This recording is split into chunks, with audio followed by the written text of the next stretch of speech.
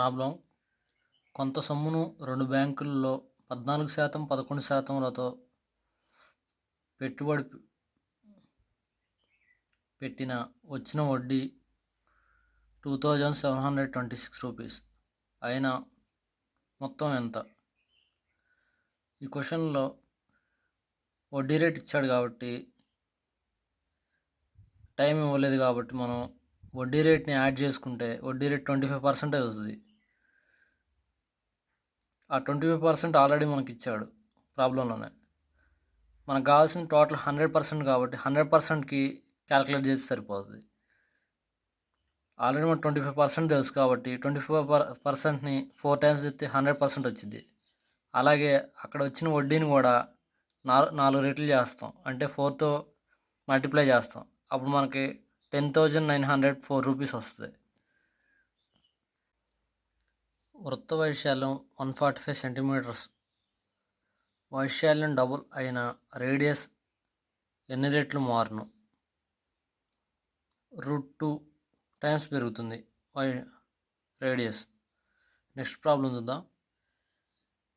LCM 156, HCF 26, a-b = 26 అయిన a+b. 2 రాశుల భేదం ఇచ్చాడు, 2 రాశులు మొత్తం కనుక్కోమన్నాడు. ఏదైనా ఒక రాశి ఏ కావాలంటే హెచ్సిఎఫ్తో ఆ రాశిని మల్టిప్లై చేస్తే ఆ రాశి వచ్చింది. అలాగే a into HCF, b into HCF, అవి 2 రాశులు అవుతాయి. మనకు తెలుసు రాశులు ఎల్సిఎఫ్ ఇంటూ హెచ్సిఎఫ్ = రాశుల లబ్ధము అని. దాని ప్రకారం a ఇంటూ b ఇంటూ హెచ్సిఎఫ్ని కామన్ తీసినాం దాంట్లో. Next point,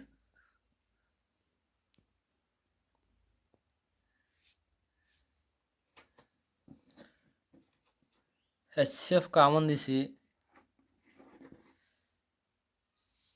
a into b కనుక్కున్నాం. a ఇంటూ b మనకి ఇక్కడ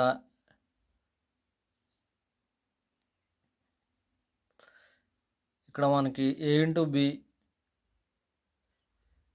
6 వచ్చింది.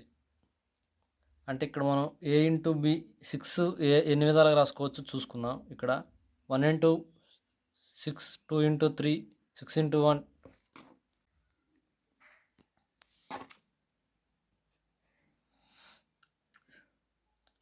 ఇలా 6ని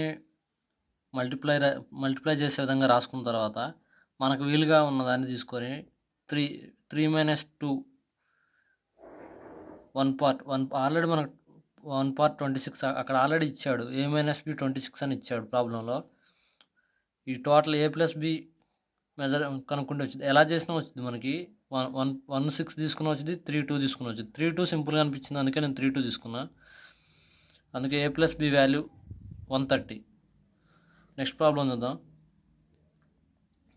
120 కిలోమీటర్స్ దూరాన్ని 3 సమాన భాగాలుగా 30 km/h, 40 km/h, 50 km/h వేగాలతో ప్రయాణించిన సగటు వేగం ఎంత? ఇక్కడ వేగాల్ని రాసుకొని ఈ వేగం నుండి కాలం కనుక్కోవచ్చు కాబట్టి మనం ఎల్సిఎం చేసాం. వేగాలకు చేసి వేగాల నుండి కాలాన్ని కనుక్కున్నాం. ఎలా అంటే వేగము ఇంటూ కాలం = దూరం కాబట్టి ఇది ఆల్రెడీ దూరం, డిస్టెన్స్. మనకి ఎల్సిఎం అంటే డిస్టెన్స్ వచ్చింది వేగాన్ని చేస్తే. ఆ దాని ప్రకారం కాలాన్ని చేసాం. 30 × 20 600. అలా 600ని మల్టిప్లై రాసుకున్నాం ఎల్సిఎంలో. అలా టోటల్ టైం వచ్చింది. ఇక్కడ వచ్చిన 600 మనకి ఒక డిస్టెన్స్ మాత్రమే. అందుకే మనం 3 సమాన దూరాలు అన్నాడు కాబట్టి ఒక డిస్టెన్స్ 600, అందుకే 3తో మల్టిప్లై చేసినాం. ఇది టోటల్ డిస్టెన్స్ వచ్చింది. Total distance by total time = వేగం. దూరం బై కాలం = వేగం.